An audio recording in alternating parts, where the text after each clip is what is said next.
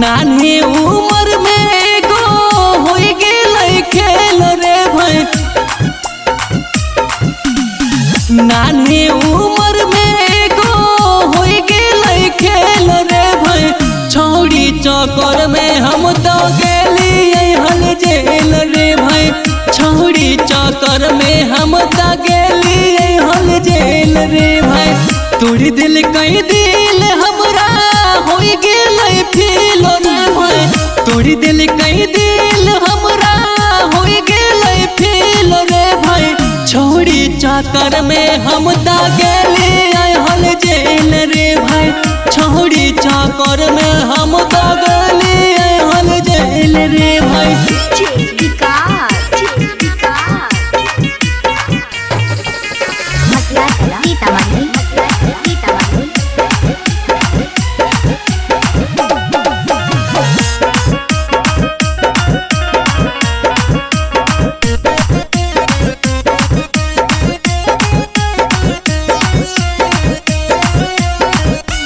रे भैया नैना लड़ल कई पागल बनल कई नवादा के छोड़न के। रे भैया पागल बना के दोसर पटल कई रजौली के छोड़न के।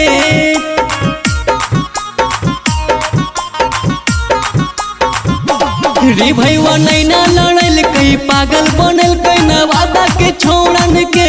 रे भैया पागल बना के दोसर पटल कई रजौली के छोड़न के।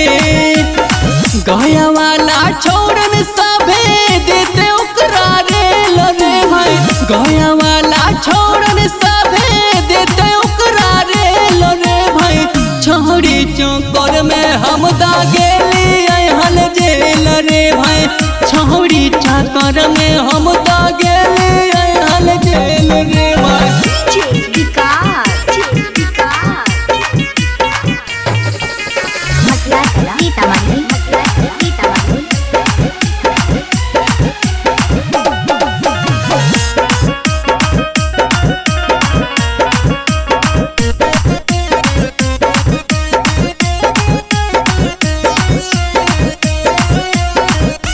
रे भैया आशीष रंजन के गाना बजा के मजा उड़ल कई रे। रे भैया नजर लड़ा के नजर चुरल के हमके भूलल कई रे।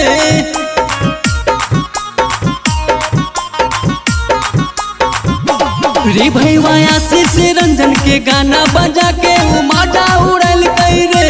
रे भैया नजर लड़ा के नजर चुरल के हमके भूलल कई रे। डीजे सरफराज बिसो कराई दिल के बेल रे भाई। प्रिंस नवलेश मनीष कराई दिल के बेल रे भाई। छौड़ी चक्कर में हम ता गेली हल जेल रे भाई। छौड़ी चक्कर में हम ता गेली हल जेल रे भाई।